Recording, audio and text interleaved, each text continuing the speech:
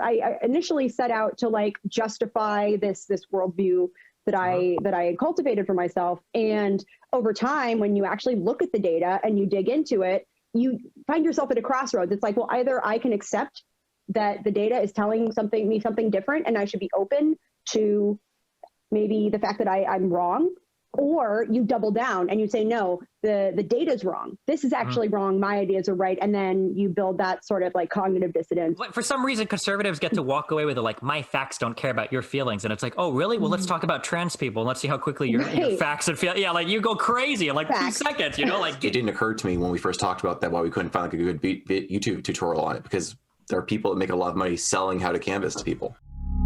The last time it felt like I was in the hot seat, but now like he's in the hot seat. So I feel like big and bad and like a kind of bullyish, you know, when we get to ask the question. Oh boy.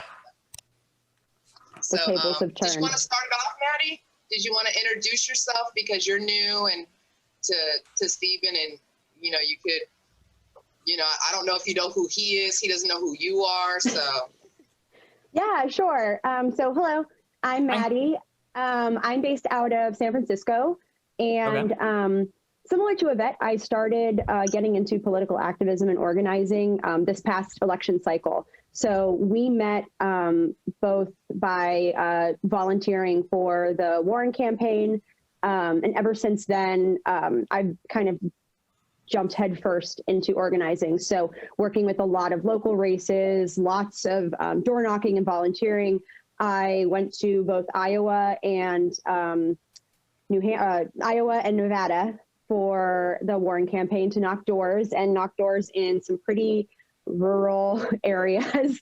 And of course, like knocking doors in San Francisco is not that hard because it's a pretty blue area. But professionally, I work in marketing and most recently worked at Google doing digital marketing. So that's sort of my background. And that's why I gravitated a lot towards digital organizing, because that's just my wheelhouse. And on the personal side, I am not as serious a gamer as you are, but I do game.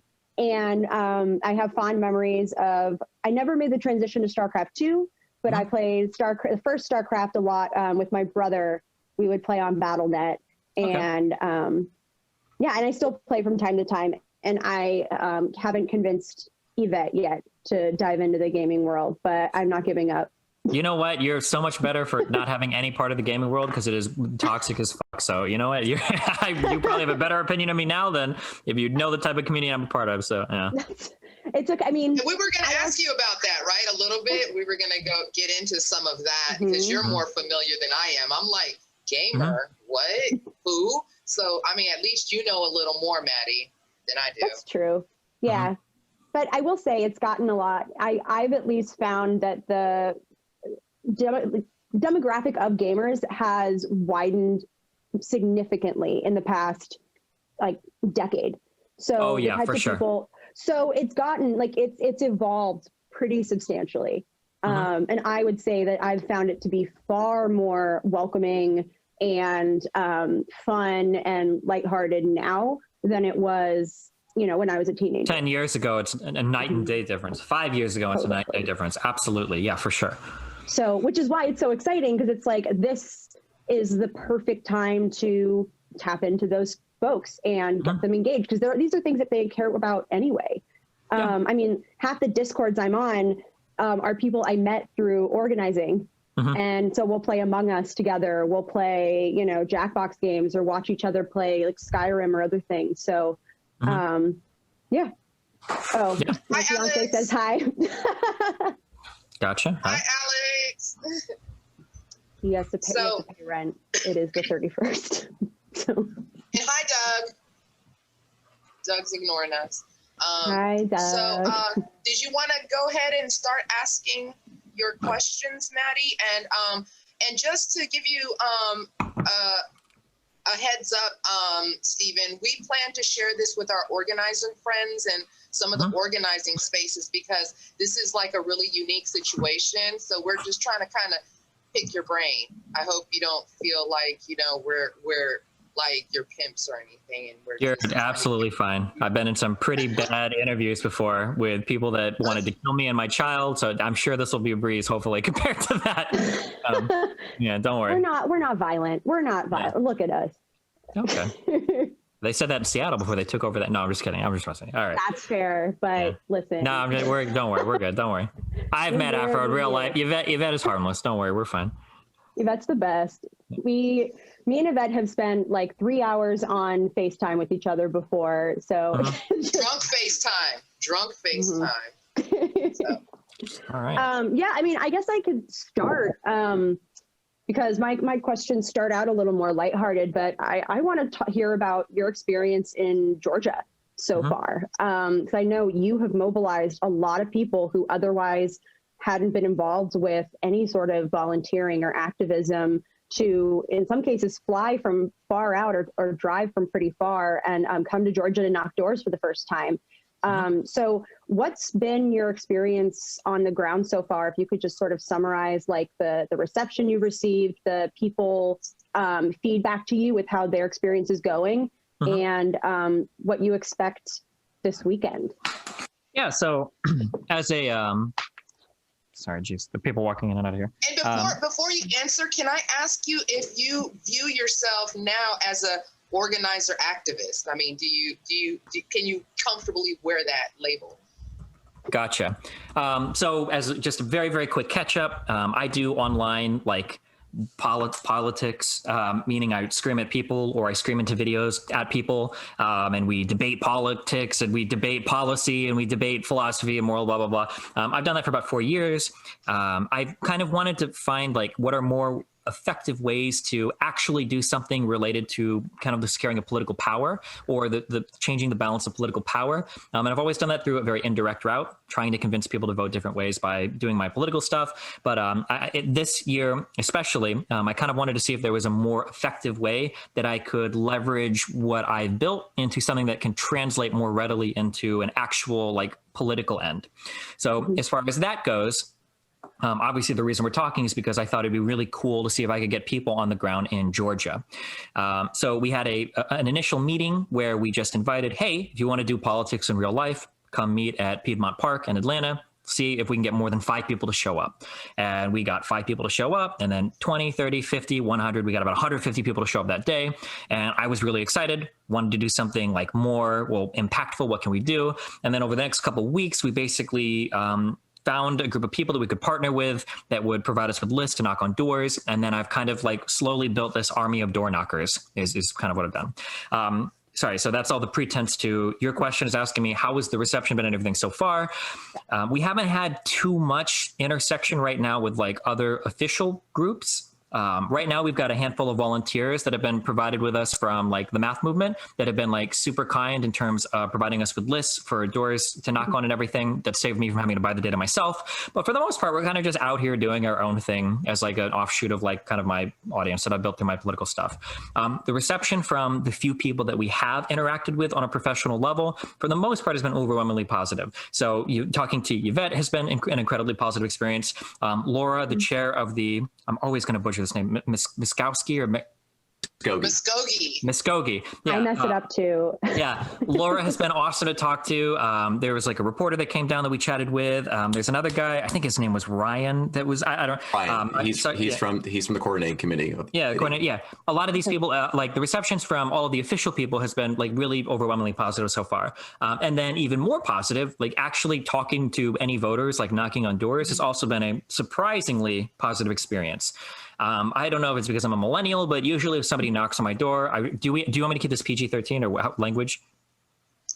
Don't care. Okay, yeah. If somebody knocks on my door, I want to tell them to fuck off. Okay, I don't want to talk to anybody. But like most of the people that we've like knocked on doors with have been like very positive, very excited. I get like very big like grandma, grandpa vibes. Like when I knock on a door, usually they're kind of happy to see you. Sometimes they're just like, yeah, whatever. And yeah, that reception for the overwhelming majority of my canvassers so far has been incredibly positive, surprisingly positive.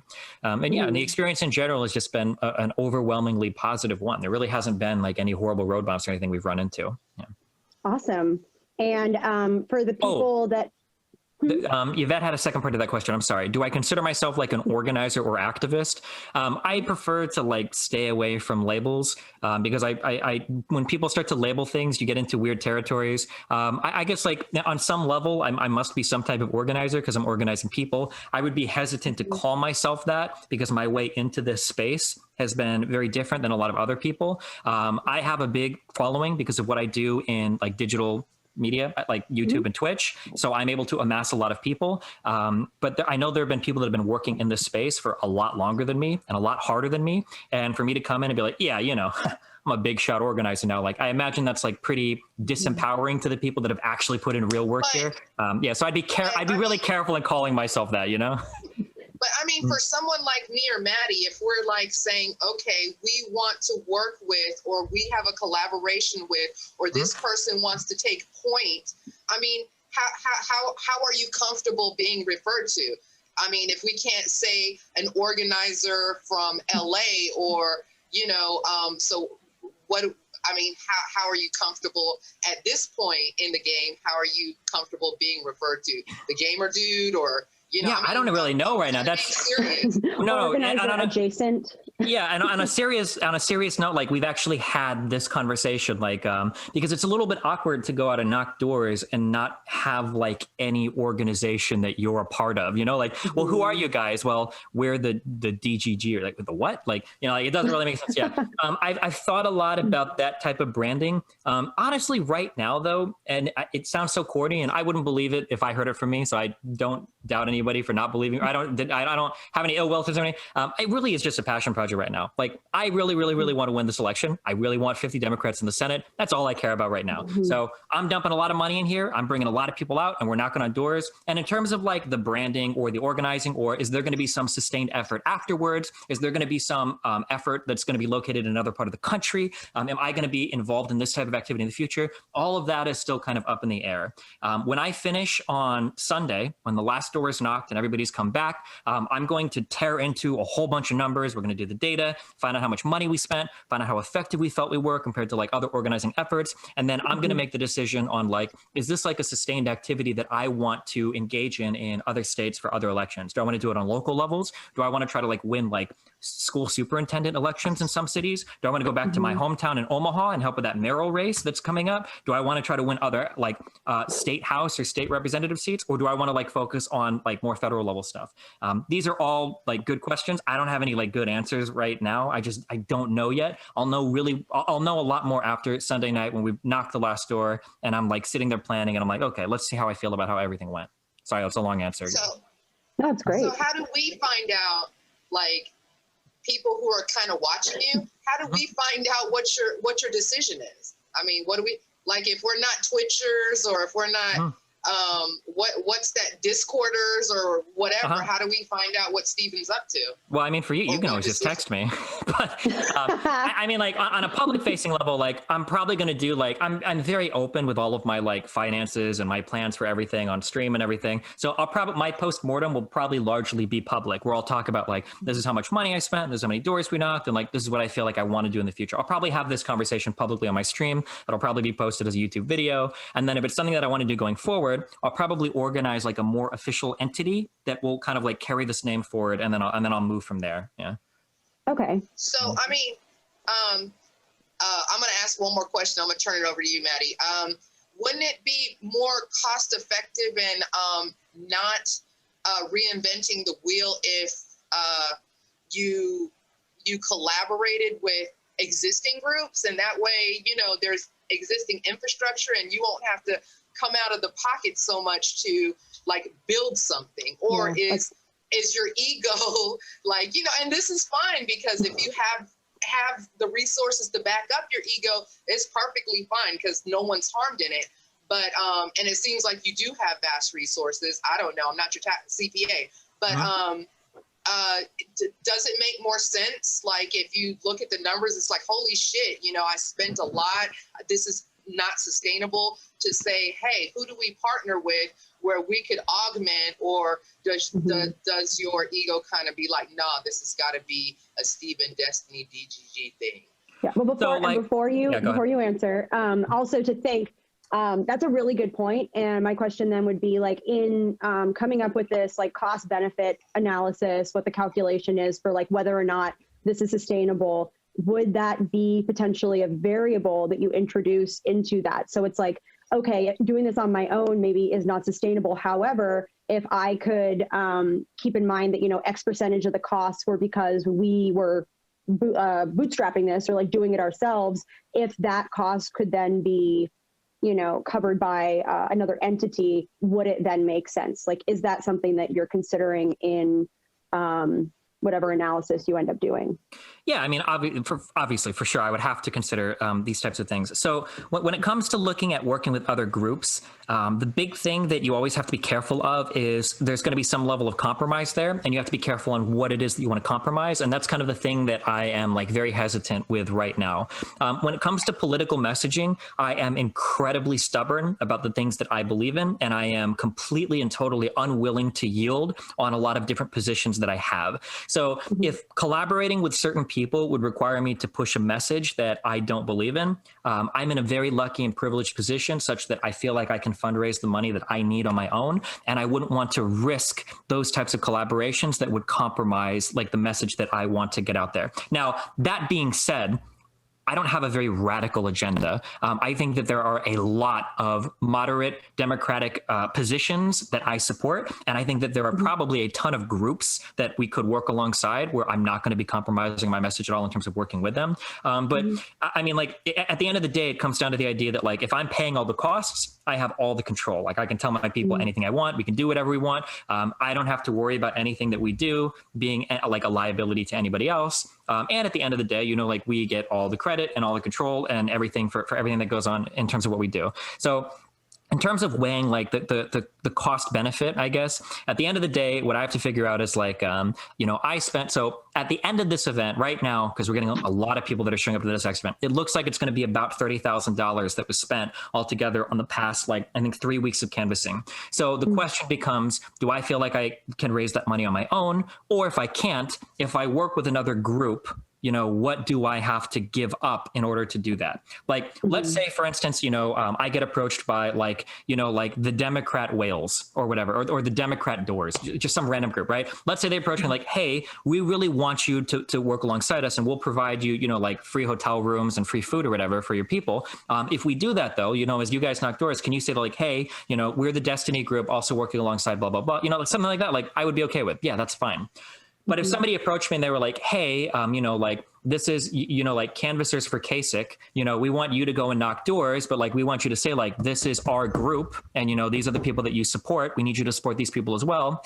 You know, I don't know. I think I'd rather fundraise for that. I don't really have an ultra concise answer for you, unfortunately, because I don't have the numbers in front of me. But I think right now, I think that my goal, the thing that I like the most is that if I'm able to mobilize like a decent chunk of people, I think it puts me in a position where I can kind of like put my finger on the scales of certain local elections that I might care about. So I'm mentioning again that mayoral race that's coming up in Omaha that I do care about, and being able to get political concessions from people in exchange for help, that would be like awesome. So like if I go up to somebody and like, hey, like there's this issue and I really care about this. I think that in Omaha, you know, like I don't like the fact that there are any homeless people in my city. We need to fix this problem. That sounds bad. I don't mean like get rid of them. I mean like fix homelessness, right? We need to do something. House right? them. Yeah. Yeah. I'm sorry. That sounded like exterminate them. I don't mean that. But like, so like, I want to come out and canvas for you, but can you make me this promise that as part of your platform, you'll like double or triple your commitment to like homelessness or whatever. Like if you do that, I will bring 40 canvassers out and we'll work every weekend for the next 2 months. If I could do stuff like that, like that's like the dream for me. Because now I went from screaming at people on YouTube to I can affect a policy change in an area because of people I'm able to mobilize. That's like a dream. That's like the coolest thing in the world to me. And I don't know if, and I don't know if I can do, if I want to do something like that, I want to make that decision on my own. And I don't want to have to get approval from somebody else that I'm getting resources from. So this kind of all goes into like, I like working on my own because I get the freedom and, you know, can I fundraise the money? But yeah, that's kind of like a sort of unclear answer, but it's going to depend a lot on like whether or not I feel like I can afford it or fundraise the money to do these things. Yeah. Yeah, no, that makes perfect sense. And I think for a lot of these groups, when they get involved with different campaigns or other things, there is that question of policy change or like, can you know, we will allocate X amount of resources to this if you can commit to X, Y, and Z. I know for a lot of like the larger groups, so Working Families Party is a great example of this, when they decide who they're going to endorse and then who they're going to essentially like turn their army of volunteers and everything else towards. Even more niche groups like the Sunrise Movement for the environment, or Moms Demand for gun control. You know, they are like, we will back you only if, you know, you have these policy things on your, you know, platform. Agenda. Yeah. So, I mean, it is a thing. And like, and I also, it makes me so happy to hear that you're also thinking potentially of going local, because this is preaching to the choir, but when it comes to progressive policies, especially, I know people get so frustrated when they see on the national stage at the federal level things not gaining traction in the way that they want, or it just doesn't have the votes yet. And what organizers on the ground tell people over and over again is it starts at the grassroots. It starts the way that those politicians move up into national positions of prominence and with power is because they start local, and because you build that groundswell of support for those ideas from the bottom up. So the more we can get involved with local races and having a presence in every single, you know, whether it's a mayoral election, whether it's a state legislature, Yvette and I did Yvette and I did a ton of phone banking for I did a bunch for like the Georgia state house, state Senate, like that's South where Carolina. And South Carolina. Oh my God, we did so much in South Carolina. So it makes me really happy to hear that that's on your radar. Yeah, it's especially important because I think my ability to gather people is relatively unique, and it's not contingent on the scale of the election. So if I can get 100 people for a federal election, I could probably get like 80 people for a local election. And those 80 people for the local election are going to be way more impactful than 100 people on the federal. Man for the buck. Absolutely. If I that may, makes me really happy. Not to off the data side of this, the only limiting factor when it comes to this organizing is geography. Like the biggest thing that's preventing us from going from 140 to 200, to be blunt, is the number of hotel rooms available in Columbus, Georgia, and the transportation options for getting people to Columbus, Georgia. Like there are at least 20 people who have messaged me today saying, I wish I could come, but there's just no carpools available for anywhere north of New York City. Wow. Yeah. That's wild. Yeah, I know at least for a lot of campaigns, what they offered as well was supporter housing. So actually I had, it was before Super Tuesday and after the Iowa caucuses, a bunch of organizers, these were paid staff, but they had this infrastructure set up for volunteers as well. I said, hey, I have a spare bedroom if anyone wants to crash here. And so when one of the new organizers who was reassigned to California came here, she crashed at my place for about a week. And we have a lot of that. So that's another sort of cost saving option if you have a large concentration of people in one geographic area. Because again, like it's going to be contingent on that. Yeah. Our biggest challenge right now that's been, our biggest challenge right now is. Sorry. Go ahead. We're lagging, so we come at the same time. I was going to say a big limiting factor right now has been the coronavirus stuff is limiting. Because of what I am online, every time I do anything, all eyes are on me. So even if I wanted to like cut corners, I have to do everything by the book. So we're doing like carpools. It's like 2-person to a car. We can't stuff 4 to 6 people in a car. We've got like max people 2 per hotel room. We can't do 4 to 6 people in a hotel room, So like the coronavirus stuff is like ramped up the challenges on that as well. It makes everything cost more. We have to be like more conscientious of travel and transportation, everything as well. God, I didn't even, that's a really good point, because when I was doing that, it was right before the lockdown hit. So I can't even imagine how difficult that must be. And a lot of people can't make it because they had to like quarantine, to be with family for the holidays and everything too. And they just like can't break. Yeah. I guess my question. Oh, Yvette, go for it. I know. Go ahead, Maddie. Go ahead. Okay. So of the people that you've had coming, I'm curious what does this group look like when you say like, oh, we're with, Destiny, whatever, like when you meet in a park, everyone comes here. What does that mix of folks look like? Is it mostly like what you would think of what like typical gamers look like, or do you have people of all different age groups? And I think that, yeah. I think that the demographic is a clash between what is probably native to Columbus and native to my community, with it skewing pretty heavily towards my community. So if I were to hold an average fan meetup anywhere in the world, it would probably be a lot whiter than what I have in Columbus. I've got a lot more, you know, like black and brown people that are showing up.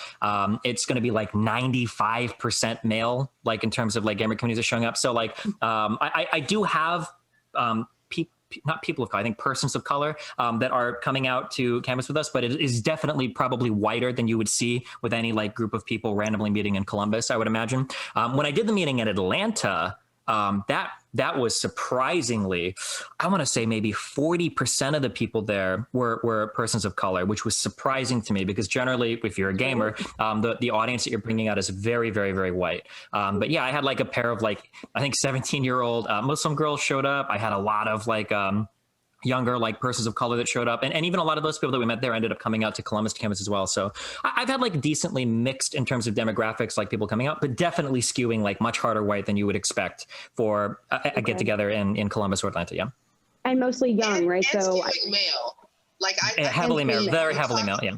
Yeah. Me and Maddie were talking on the phone earlier today, and I was saying that me and people from the Muskogee County Dems was shocked at how male it skewed, because you've been in organizing spaces. It's 90% women generally, right? Like guys don't show up generally to volunteer and do stuff. So me and Laura was sitting there like, this is almost all male, and this is like weird to see because it's so atypical of organizing spaces. So like, you know, I didn't know what to make of that. Yeah, you got to consider the joke in organizing is that for like women, like they will be field organizers and be in the field for years and like work on tons of campaigns. Guys will do it for one cycle and then start a consulting firm. Yeah. Yeah, for sure. My audience very, very heavily skews male. So yeah, that's not surprising. Oh, I was going to say part of the reason why for that is I remember when we were asking our initial questions, and I'm going to write down a ton of questions to ask because I like to pull my audience when they're there tomorrow or the day after, whenever this starts. A lot of people that are here, this is their very first time like ever being involved in any type of organizing or like on the ground stuff. And when I say a lot, I mean like I think like 95%. Like out of a group of 100 people, like there might be like 5 or 10 that have had any type of like organizing experience before. Like a lot of the people here, this is their first time. That's wild. So you keep itching yourself. You got fleas or lice? What's going on there? I'm in Miami right now and it's fucking humid and I live in California and right now I'm in Miami and it is very humid here. That's why my hair is like fucking, so I'm like, yeah, sorry, go ahead. Oh yeah, so I was wondering what kind of insects was on you. Oh no, don't worry. We're not going to share a hairbrush or anything. Don't worry. I won't. Oh my God. So, okay, Stephen, this is getting a little more serious and, you know, you could say like, I'm not ready to answer this, but my question is kind of multifold. Number one, these people are showing up for you. They're not showing up for Democrats. They're not really showing up for Ossoff or Warnock, keeping it all the way real. They're showing up for you. Yeah. What do you feel your responsibility is to these people? And also, as far as organizing spaces, most established organizing spaces have safeguards for the people who come. I mean, do you think that you do have safeguards to like keep your people protected and safe? Because this is so new and this is so like kind of pop up that you probably didn't have time to set up infrastructures that most organizing spaces have. So I was just wondering, as far as you, like, what do you feel your responsibility is to these people, and how do you keep them safe? Like especially, like for example, let me give you an example. A female shows up or a minority shows up in your space, and you know, the dominant culture is overwhelming. Like how do you make it inviting and safe for like, you know, people who are in the minority, which would be gender wise or racial wise? So okay, so I'm going to try to say this and be incredibly respectful and tactful towards traditional organizing because I'm such an outsider to this. So don't take anything that I say as being like, you don't have to be respectful. We want to know your perspective because you are not a traditional organizer. Sure. So we want to glean what you're thinking. Yeah, so my perspective would be it is impossible to create that space at the time of the event. I don't think that I could ever encourage a group of people that have never considered these ideas before to be inclusive or respectful without it coming off as incredibly strange or robotic. That being said, I believe that I have for a broadcaster of my size on the platform that I'm on, I would say that I have one of the most inclusive communities that exist on this platform. I know I have like the largest active trans community on this platform. And I have friends with and a lot of representations of like Black people in my community as well, which is pretty hard to get in gaming spaces. And that's among like, Middle Eastern people, Asian people, like I've got all sorts of people. And a lot of that is kind of like that. A lot of that comes downstream from the political messaging that I do, If you talk long enough about issues related to, like anything related to intersectionality, right? Anything related to the different types of systems or oppressive forces that exist in society and how people deal with them. If you have these conversations long enough, hopefully, the white people in your audience become a little bit more empathetic towards these issues. And hopefully you draw more people that are impacted by these issues that find themselves in more empathetic communities. So that being said, I would like to think that when you are on the ground in my communities, typically you're finding a group of people, I know as far as gamer spaces go, that are more inclusive and receptive to different types of people that aren't going to be making cringe or stupid comments about somebody there who's Black or trans or a woman or anything like that. I would hope that a lot of that work is done prior to people actually showing up for those types of events. That being said, there is absolutely a crucial need for some sort of third-party body or reporting structure for somebody to report a problem to that we just absolutely don't have in place. I think this is going to be like my third or fourth event. When it comes to reporting issues related to, like people that feel like, I don't even want to say discriminated against because that's a really harsh word. Even people that just feel a little bit out of place, for one reason or another, a lot of people can feel really uncomfortable approaching, me who is a white, straight presenting, male that seems affluent, like, maybe they don't want to talk to me about these issues. And for a lot of these people, instead of ever complaining about this or instead of ever reporting it, they're likely to just leaving your space, or put you on blast online. I mean, that's sure, the other or that, yeah. Right. Yeah, but I'm not thinking, well, I'm not even thinking right now in terms of my reputation because I'm fine. I'm always going to be okay. I'm wealthy. I'm white. I'm doing okay in America, right? What I'm more concerned with is I genuinely want there to be spaces for other types of people in my community because I think there's a lot of value in that. So I hope that, so to circle back on your question, like what is your responsibility to these people? I would hope that my political messaging so far has led to me having a more inclusive group of people so far. And then I hope that in the future, if I have like more organized, like forms of these types of events, I hope that I have like established channels for people that feel either uncomfortable or very comfortable, want to report positive experiences, for them to like go through those channels without feeling like they have to approach me directly or bring it up in a manner that's like uncomfortable to them. That was a mouthful. Sorry, go ahead.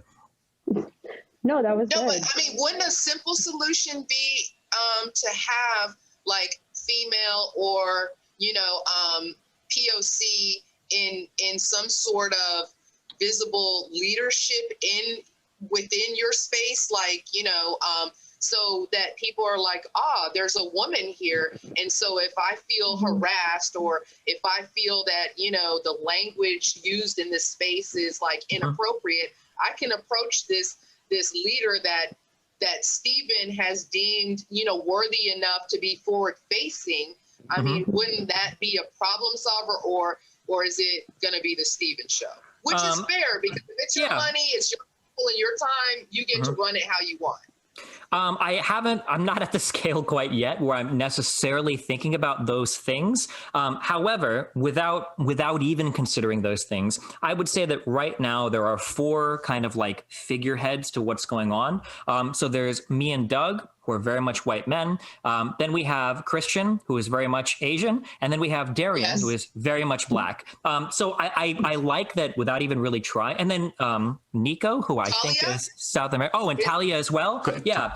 Nico's Afro-Latino. Yeah. So without even like really explicitly trying, I feel like I have a good representation, at least, of different cultures. I shouldn't say cultures. I should say ethnicities, maybe among like our kind of like leadership area. We don't have any women. You know, it's very, very, very hard to get women active and engaged in gaming spaces. There's a number of challenges there for a variety of reasons. If we had more women that were in these roles, that would be awesome. Like I would welcome it in a heartbeat. Pick That's Maddie, a whole. pick Maddie. Yeah. Pick Maddie. That, come on. But no. On a serious level, it's a very challenging thing to incorporate, and it comes with a whole slew of problems, or I shouldn't say problems. It comes with a whole bundle of challenges on its own. Because the challenge is that you two, I'm saying this, but you two probably know this. Anytime you bring somebody up that is any type of minority in a position, they all of a sudden become representatives of their entire group. And there's like a massive challenge that if a woman is in my, like, if I mess up, then Steven fucked up. If Doug messes up, Doug fucked up, you know? If I bring in Samantha and she fucks up, women suck at organizing, you know? Like that's how people view things. So balancing that out is an incredibly challenging thing. But I mean, yeah, it's definitely something I want to be more involved in the future. I constantly push for like these types of like representations, if for no other reason, because it's effective. And if, you know, if there are like 2 or 3 people in leadership that are women, you know, other women might feel more comfortable coming out the canvas, which just increases my numbers at the end of the day. So it's definitely something I'll be more cognizant of in the future. But this whole thing has been hacked together like so haphazardly. It'll definitely be something I'll be more focused on in the future for sure. Awesome. And you and the reason I'm pressing you, Stephen, is because like I'm rooting for you. I'm hoping that you stay in the game, whatever capacity in this organizing game, because like I've told you before, you're mobilizing a demographic that the establishment or traditional mechanisms haven't been able to reach. So I'm hoping that you stay in. I hope you don't say, you know what, it costs too fucking much, it's too much trouble, it's an energy drain, I'm out. I hope you don't do that. That's why we're here, because we really want you to stay in this and keep making a difference. Especially because, I mean, the fact that most of the people that are canvassing with you right now in Georgia, this is their first time ever getting involved. And the reason that they're getting involved with this big thing is because a guy they watch like play video games online said, hey, you should come out and help me with this. This is something I care about. I hope you care about it too. And that catalyzes their entry into the political realm in general. I mean, that's massive. And as organizers, one of like the biggest challenges for us is being able to find new sources of energy, or just like new groups of people who want to get involved. And the fact that you can do it en masse is massive. So on that point, what have you found has been the most successful way to get people to come to Georgia? Is it just like promoting it on your streams? Is it something that you message like in email blasts? I'm wondering, you know, obviously one of the things that we really care about is show rate and call rates and, you know, cultivating a good, reliable set of volunteers. So just curious what's worked for you. For me personally, like advertising the hell out of it and making sure that people know that I'm going to be there, and making sure that people like those two things are very important. Okay. Those two things are very important. There's a third thing that I think everybody in the world struggles with that we're trying to nail as well. I have heard so many times, get involved in your local race, get involved. And everybody's like, yeah, fuck yeah, I want to fucking get involved. Okay, what do I do? Like, there's no path for that, right? So something that we've tried like very fucking hard to do is, hey, we're in Georgia, go to my subreddit, fill out the fucking form. We're going to find you a fucking carpool. I've got a hotel room paid for you. Here's the fucking schedule. You are going to show up here. We're going to tell you how to use this app. You're going to get in the fucking car. You're going to knock on the doors. You're going to come back. You're going to eat free food, like that kind of thing. It's not that people are stupid or lazy, but it's like sometimes like people have all this pent up energy where they want to get involved, they want to do things, but like they have no idea how. And I think it's a little scary, like even for somebody like me, I consider myself to be very outgoing and very aggressive or type A or whatever.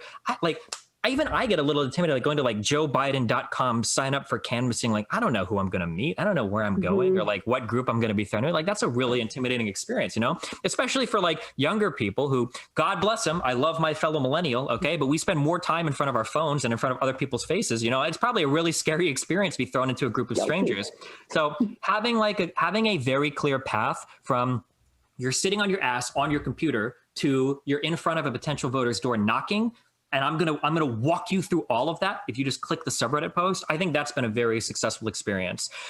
We've been like kind of refining like how we do our messaging. The very first time we canvassed, I think we got like maybe 15 to 20 people, I think, at our best shift to show up. And then we got a little bit more aggressive with the advertising. We used the Discord a little more. Second time, we got 40 people, 50 people, I think, to show up on that second time. That was awesome. And I was super happy with that. And if I did that a third week, if I could bring out 50 more people to canvass, that would be sick. I'd be really happy. This time, we've been way more aggressive. I've been promoting it on my YouTube. We've streamlined the like, if you're coming from here, put down your location. Do you need a ride? We'll carpool you. We'll bring you down here. And for this next event, we've had to cancel people because we don't have the space right now. The hotel is out of space. We have around 150 people. 150 canvassers are confirmed for this next event. And I think that it's just a matter of like, it's like, how do I get you from your seat to standing in front of a potential voter's door? And I think we've done a much better job of that. And I know that there are still places where we can make improvements too. So sounds like you're lowering the barriers to entry for like all the different. If you want to be knocking on a door, I want to make that experience as easy for you as possible. I don't want you to have to go and fucking like sign up on some weird form and push through some social anxiety. Like, I want this to be really easy and fun and awesome, because it should be. Like, this is politics. For a lot of us, like, it's, you know, we like shouting and screaming at each other. We feel strongly about the issues. Like, if you want to be connected to something that like empowers you to like make a change in some local scene, it should be like an easy process. Like, we want you to come out. Why would we make it so hard for you by sending you to strange websites and downloading weird things on your phone to put you in front of a group of strangers to go knock in front of voter doors, you know? Totally agree. I think what's really important is for a lot of people, this has become a social experience. For some of them, they know each other by their usernames, and they've known each other for a while, but this is their first time meeting for some of them. I at least got half a dozen people. This was the first time meeting any kind of this community in real life. I don't know. And making it a social experience, like, I had someone who just expressly just told me they didn't want to miss out on this because it was an event. I had someone who's, I got a 1 minute story. Someone's parent called me to try to confirm it would be a safe event. Wow. Yeah. Now, to be fair, this person's 19 who was coming, but this was like their first trip outside their state. Like, this is their first time like leaving their house, literally, because freshman year of college they spent it with COVID. Oh my God, that's right. Yeah. Yeah. So like I'm literally like, I know who's picking them up. They're literally gonna pick them up at your door. They're gonna drive them to this hotel.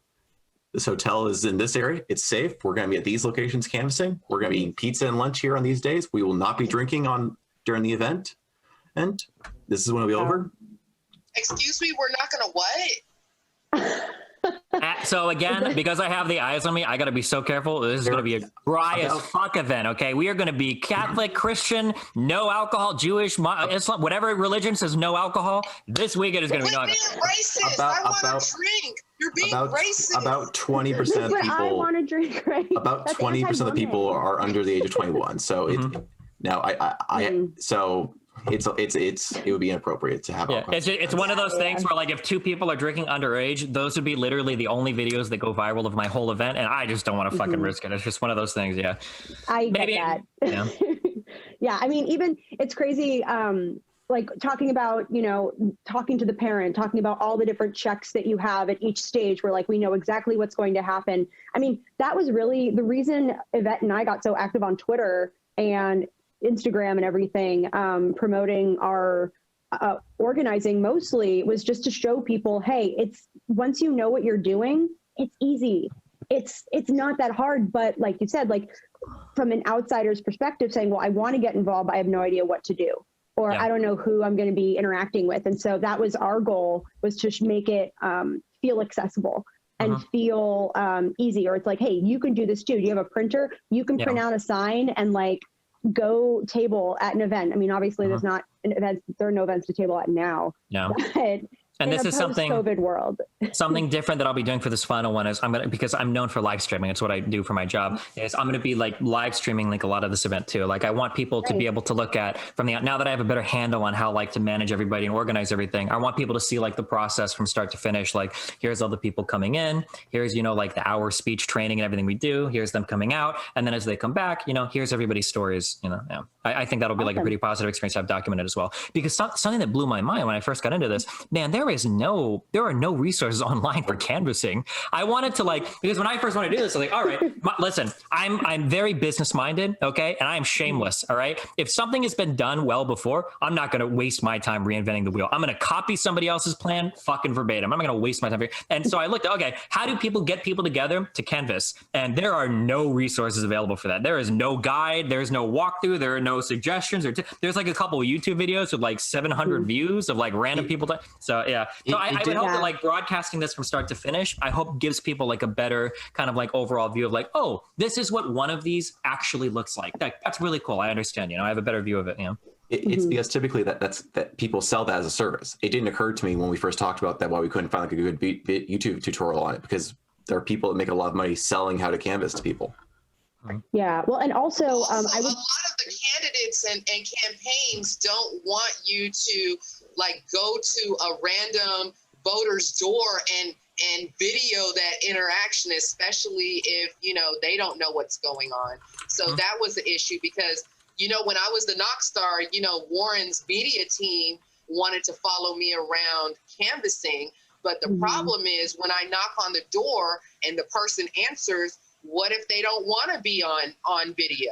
Yeah. When I was interviewed by the news the night before Super Tuesday, because we were out canvassing and I was launching canvases for my house, and they were like, oh, can we get some B-roll? And the communications team for the campaign was like, hey, just so you know, it's like legally dubious on like whether you can show someone doing it. I would also say separately, I know a lot of the reason there isn't a lot of information online is because the tools that canvassers used have changed significantly over the last quarter. I mean, the way they used to, the reason they call it knocking out a packet is because they used to be physical like copies of voter rolls that came in a packet form that you like mark off with a pen. Oh God. I remember my days of being a paper boy where we would get the sheets with the X's and the boxes and you'd have to drop a paper off at every door. Oh my God. Oh yeah. I can imagine. And it wasn't that long ago. Yeah, that's why you would see people walking around with the big clipboards and things, and so only recently, and I don't know when exactly this came out, but so the software they use, it's an app that uses like geo-targeting and essentially. Yeah, we use Minivan now. Yeah. Minivan. Yeah. So that came about because they literally they still bought all the voter rolls and they just digitized it. Yeah. And so it's, I think. And now there's a new one that Working Families Party's using that we're thinking of switching to at the local level, because Minivan's a piece of shit, to be honest. So, we're thinking about moving away from Minivan, but Minivan was the latest and greatest, from like doing the Hillary stuff. It's better than physical packets, but that is a low bar. Yeah. So yeah, I think we're as organizers also on the hunt for something better, also creating more informational tools and resources that people can access for free, or if they're just like, so that we're doing what you're doing, lowering the barriers to entry, so that people are saying, oh, well, I'm afraid, I don't know how this is going to go. Oh, I don't know what tools I need. I don't know what to expect. To be able to have it in front of you and say, look, I mean, we have step-by-step guides for everything else in the world online right now, things that no one asked for. Yeah. So this is something. And I think as you get more young people involved, you get more technologically savvy people involved, like a lot of the things that we're looking for are solved problems. They're not very difficult. Like Minivan, not to take away anything from the app creators, but it's not very sophisticated, like it's a very simple backend, a lot of data, the little geolocating, like none of this is revolutionary for an app. So hopefully as more young people get involved, you get to see, more solutions created in these spaces as well. Hopefully. So, Stephen, I wanted to share a story with you, and I think Maddie saw it go down. I guess the video you posted of me and you talking, a lot of people saw that, And one of the people that saw that was the son of, was it Seattle Persist? And she was like, her son came up to her, and she's an organizer, activist. You know, her son sees her doing this, but her son watches you and saw the video with me and you, and he was like, Mom, I saw this activist that talked to a gamer, and she was pretty cool, and she was like, I already know who she is. She's Afro Sabi, right? And he's like, Mom, how do you know? And so you're bridging like generations as well. You know what I mean? Because she's been an activist. She couldn't get her son to be interested, but you did. And now they have that in common. And it's weird how like he won't listen to Mom, but he'll listen to fucking Steven. Man, and yeah. You just got her like so many cool points, and you know how rare that is when it's a teenage son. Right, and now his mom is cool because his mom knew me before you like introduced me to him.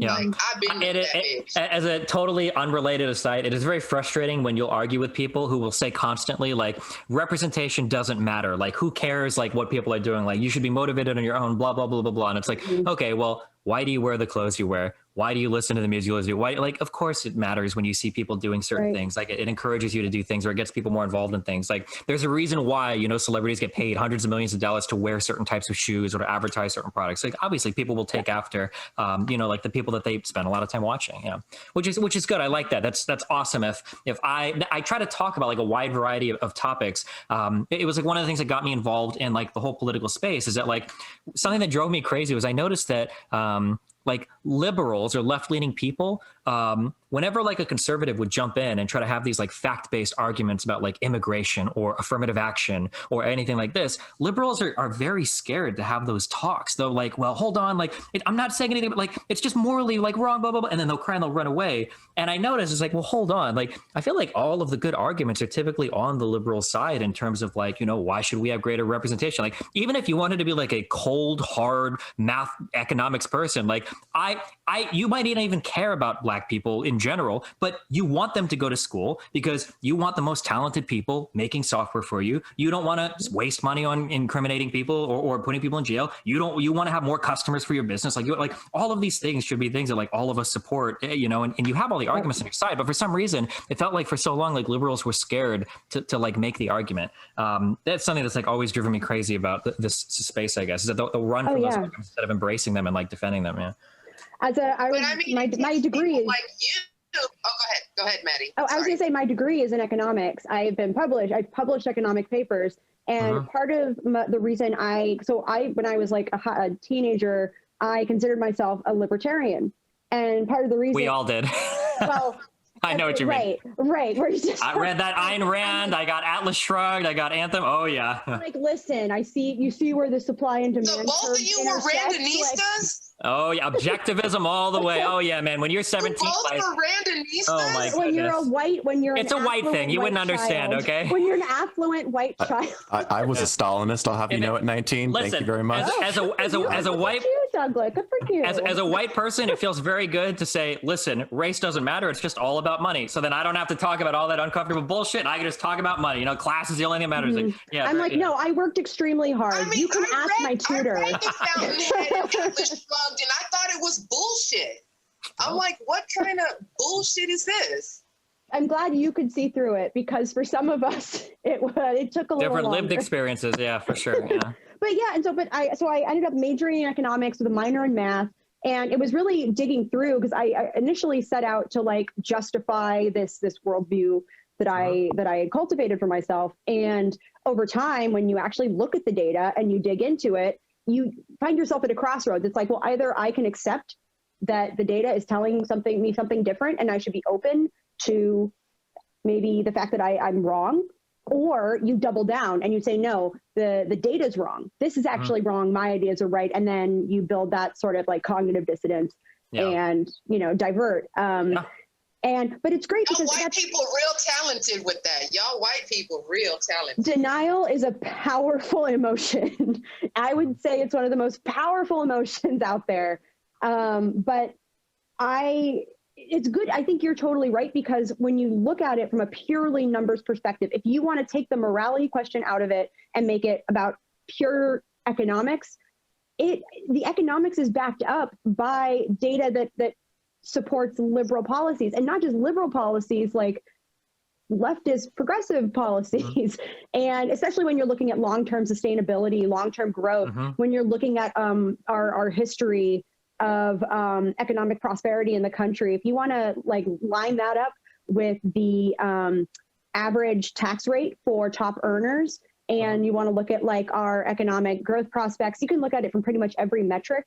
It supports a liberal taxing policy, and if that holds constant. So I think it's about giving people the tools to make those arguments, because the conservatives have done a very good job at building out a large propaganda network and making it in like these quick, like digestible bites. And then for some reason, conservatives get to walk away with it like, my facts don't care about your feelings. And it's like, oh, really? Well, let's talk about trans people and let's see how quickly your facts and feel. Yeah, like you go crazy in like 2 seconds, you know, like gays are immoral. Nobody should smoke weed. Or where they're like, I've done the research. It's like, how? Like, really?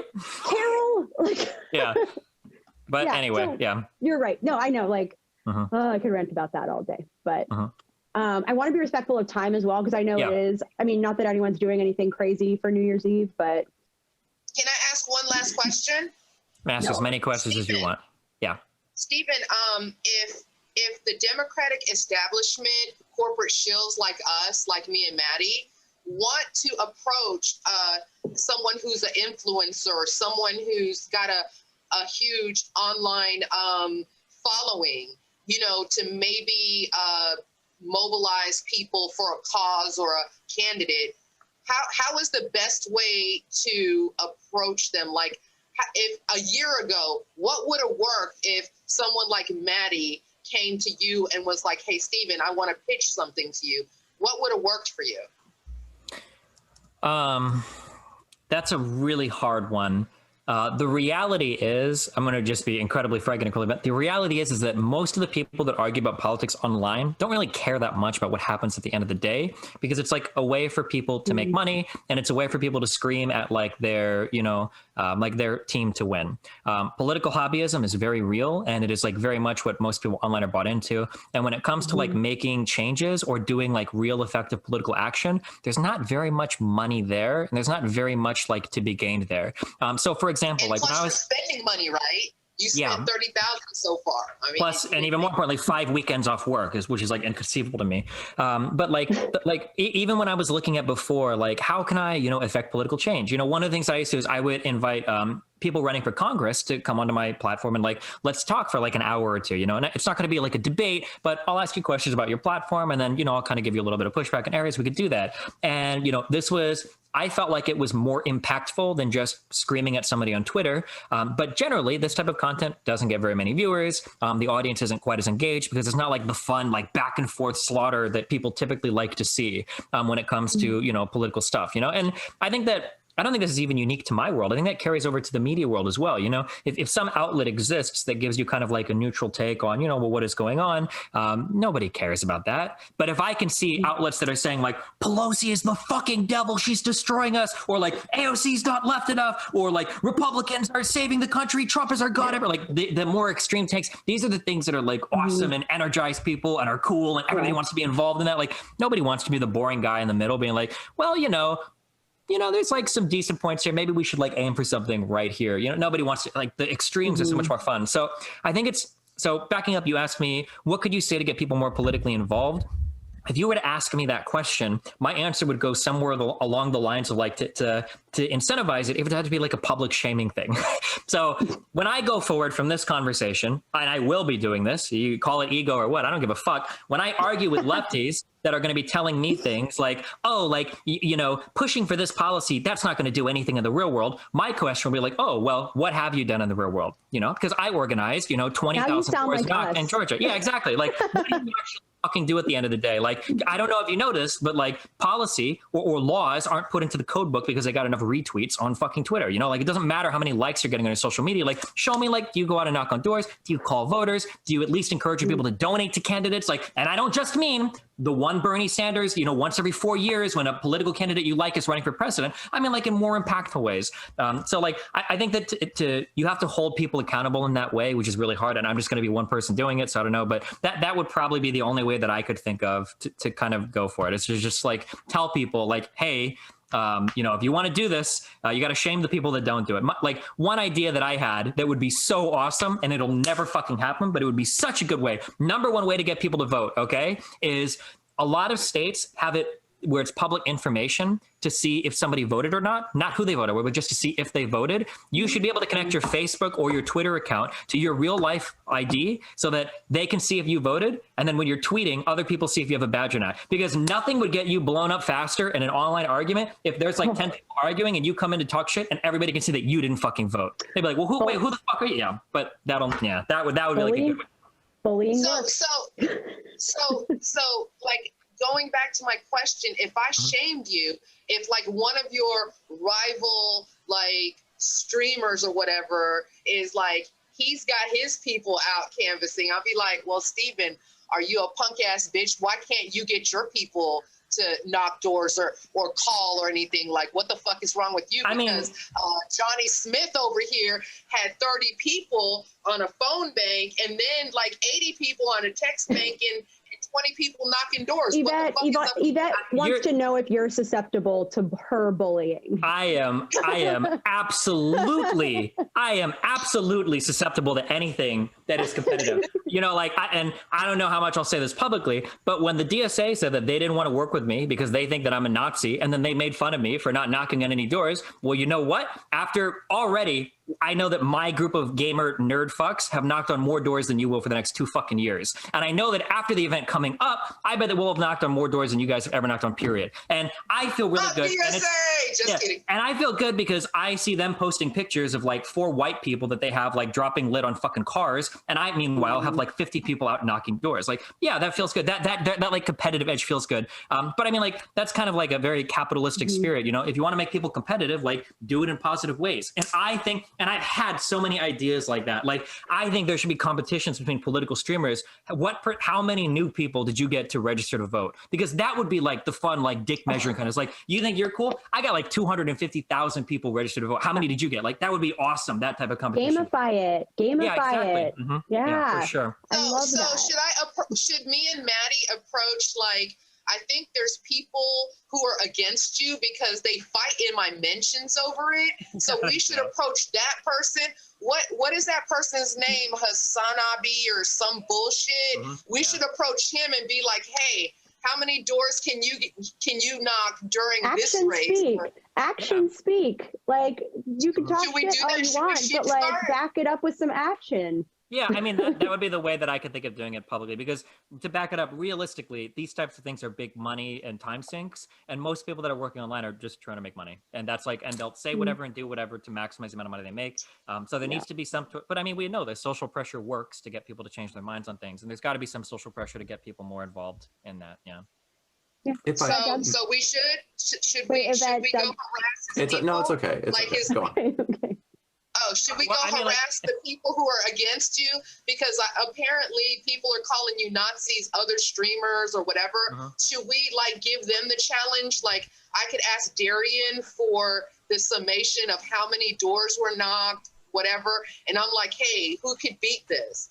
Which one of you? I would hope that in the future that can do things. I would say, and again, I'm trying very hard not to jerk myself off too much, but like, I think that I'm relatively unique in that, like, I super duper care about these issues. The whole reason why I wanted to do the canvassing thing was I read a book called Politics is for Power by Eaton Hurst. Great book. Great book. And I read that and I felt ashamed because like you'll get this like little old lady that moved to another state and she's nobody. She doesn't have a YouTube channel. She's not rich or whatever. And these people will just start talking to people and they could like affect like actual change on like these small scales. And it's like, well, fuck me. I'm like this big fucking YouTuber. I got all these fucking people. What do I have to show for it at the end of the day? Like, what am I doing? You know? I mean, I was actually reading that book was like, there's a lot of political power up for grabs. But I'm like not doing anything to like try to do anything with it. So that was like one of the big drives that got me there. But I super duper care about these issues. So like mobilizing me was just a matter of figuring out like, what is it? Where can I aim my influence to make something happen? I'm not sure 100% if other influencers would feel the same way if they care as much about it. Yeah. Shame them, especially if they're a political Twitch. We should shame them. Like, okay, where's the work? I mean, you're fucking mentally, and verbally filleting each other online, but where's the tangibles here? Exactly. Yeah. If I may, and this is actually partially a question I wanted to ask you for a long time, but it actually works well because we're in this situation. It helps to have a marketing person here also. I briefly investigated on behalf of a campaign I worked for last election season. Like, campaigns have done paid advertising of influencers. Now we can debate how effective it was, and to be blunt, I know the campaign I was working on, it was not very effective in terms of like space. The fact that it was not a very good influencer marketing campaign. But there has to be a number that where you could find the right kind of KPI. Or do you not think so? Like, is there a number that Bernie could have paid you?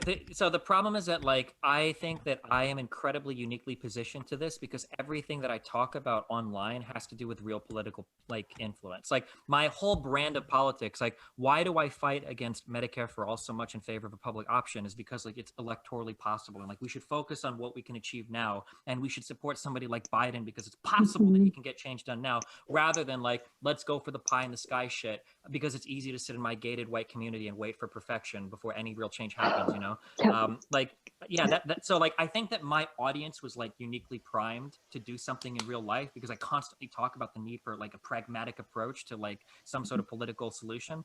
I don't know if, and I'm being very careful, I'm not trying to talk shit in it, but like if we talk about somebody like Hassan or whatever, whose audience are like all acceleration as socialists, like why the fuck would they want to go out and knock doors for a politician that's just going to perpetuate a capitalist system? They want to save money, On one hand, I understand that, but Hassan's audience are kind of primed to the pump. They're already political. I'm talking about like an audience that is less political, but not politically adjacent. Like, I just don't think they would care much. Like, if I were to get like Pokemon or PewDiePie's audience, like these other big YouTubers, to go out, like they might show up for a photo shoot, but I don't know if they'd want to go out and knock doors. And more importantly, I don't know if I would want those people to go out and knock doors. Like a lot of the people that come out for me, like they like me and they're fans of me, but they're fans of me largely because of the political stuff. I don't know if I would want like a fan of like a like a Call of Duty gamer, like just knocking on doors, like, hey, what's up? Vote for the fucking John Azov or whatever.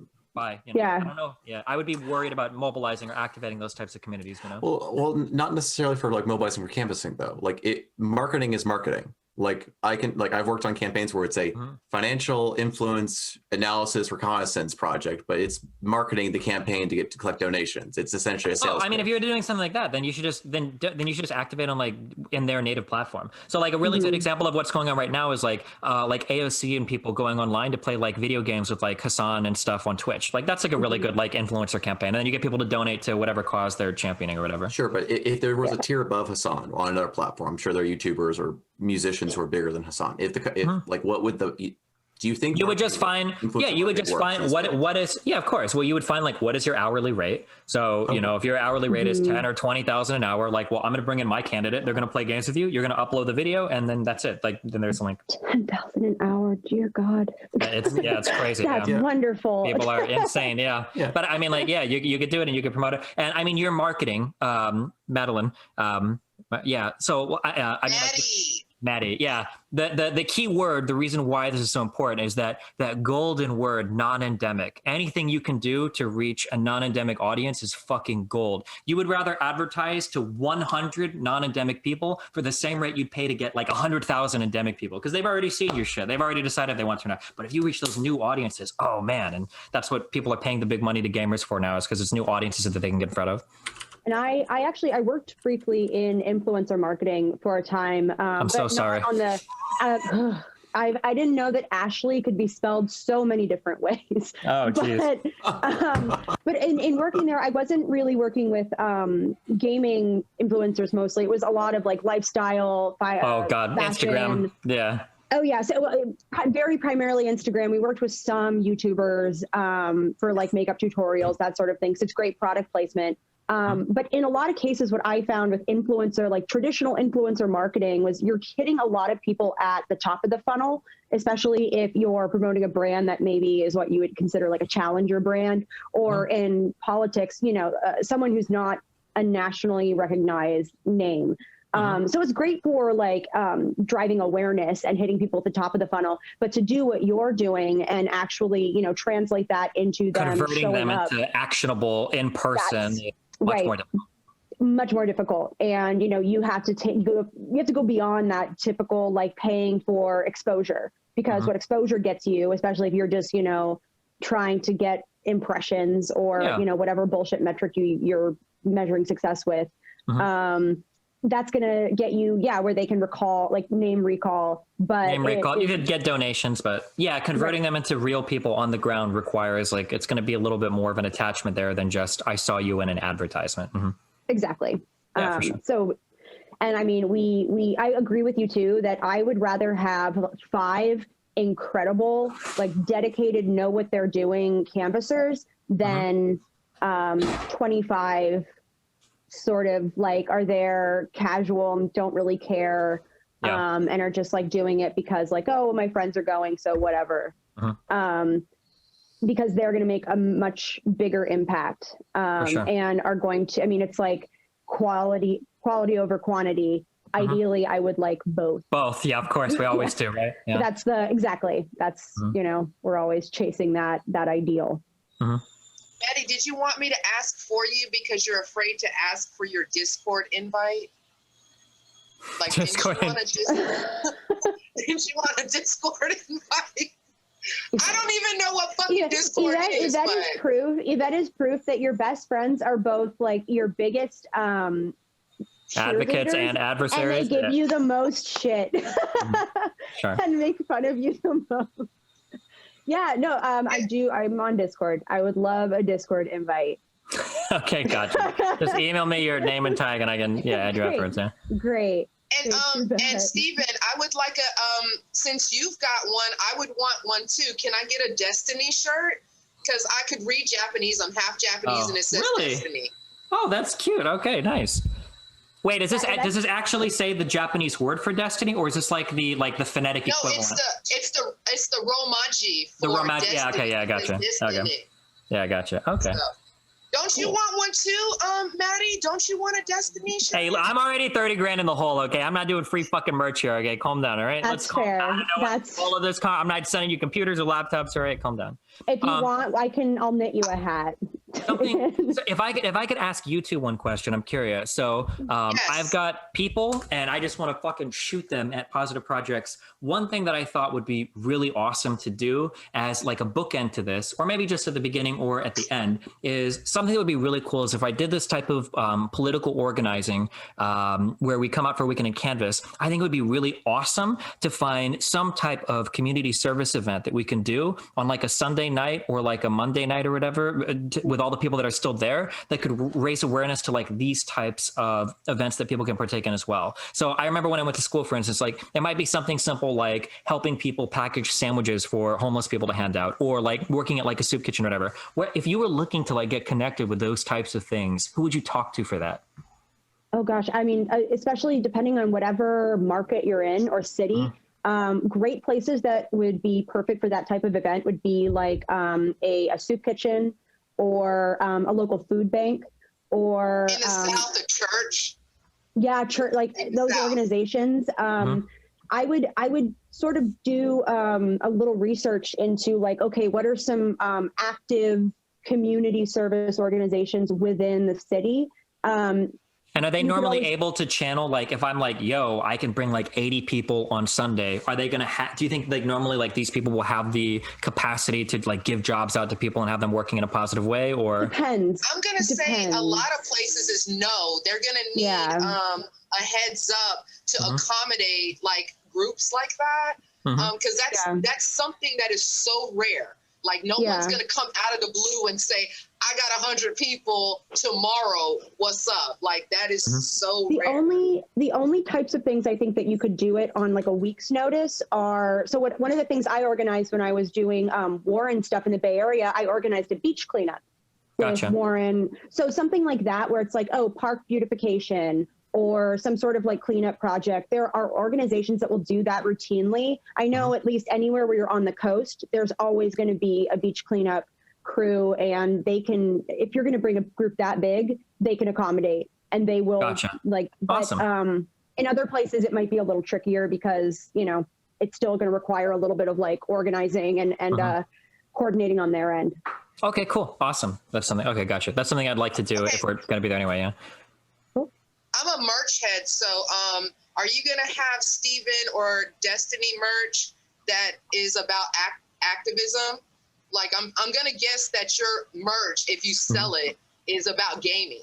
Yeah. Not a gamer. So this actually, I'm an organizer. yeah. So this actually goes along with that question you asked me earlier for like, what entity are you a part of?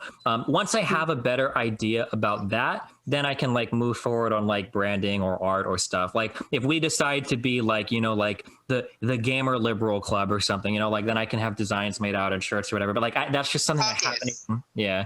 The caucus, the gamer caucus. Yeah, not club. Caucus. Well, the problem is that because they're gamers, we try to avoid putting cock in as many words as possible because it's going to get used in a horrible way. So it'd probably be the gamer canvassing squad or something. You know, just I heard a quote something about knowing your audience. Exactly. Yeah, I think I heard a story one time where it's like if you're thinking of a name for a sports team, you're supposed to think when your sports team is 0-10 for the season, what is the worst thing that an angry drunk guy could say to make your team's name into when they're drinking at a bar watching you lose your 11th game? Like that's what you should think of when you make like your So I worked in professional sports for 5 years. I started my career at the NBA, and like in that time, a bunch of their new like development league teams set out, and this was one of the key discussions when we were talking through branding. We're like, how is someone going to turn this into something gross? Yeah, how do we avoid this? Yeah. All right. So, think about anybody else have any questions? Because I know everyone's trying to get their New Year's Eve kicked off, and Oh, something very quick to go along with that is I had somebody in my community made me like what I thought was like a really cute design for like stuff related to this. I'm going to put something in the chat here. I don't know if my mind is just in the gutter and maybe it's just a gamer thing, but like it looks to me like just something getting like fucked in the butt. Oh, like, no. Oh, no. No. No. No. They, you know, no, they tell me like, well, Georgia, they're peaches, and you know, and I'm like, I could kind of see it, but man, I'm just not too sure about that one. But you know, it's a know your audience thing, you know. No. See, I would have thought it was okay until you said that. Yeah, I know. That's what I'm thinking. Like, would a normal person see that and think it's okay? Because I instantly just go to the worst place possible. Yeah, but. Oh, no. That's funny. I always ask myself, like in San Francisco, we have the big Salesforce tower, and we're like, did anyone not tell someone like in the design process, and it just looks like a giant penis? Yeah, well, like, I mean, most towers are pretty phallic, to be fair, but I know what you mean. Yeah. Specifically, especially because the only part of it that lights up is the tip. Yeah, well, like, come on.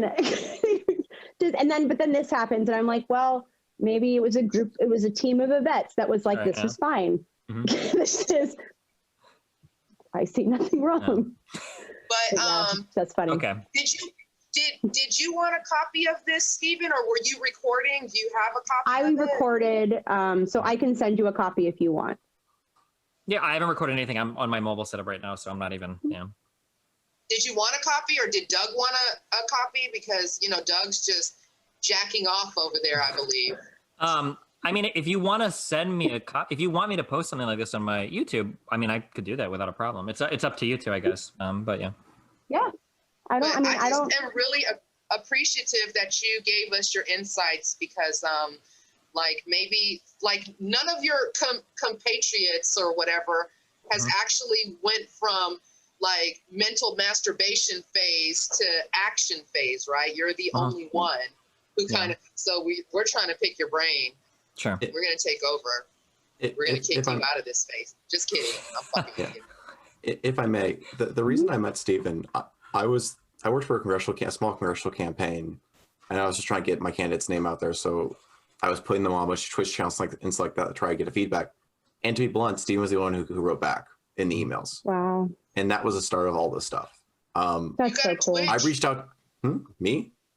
All of y'all got Twitches?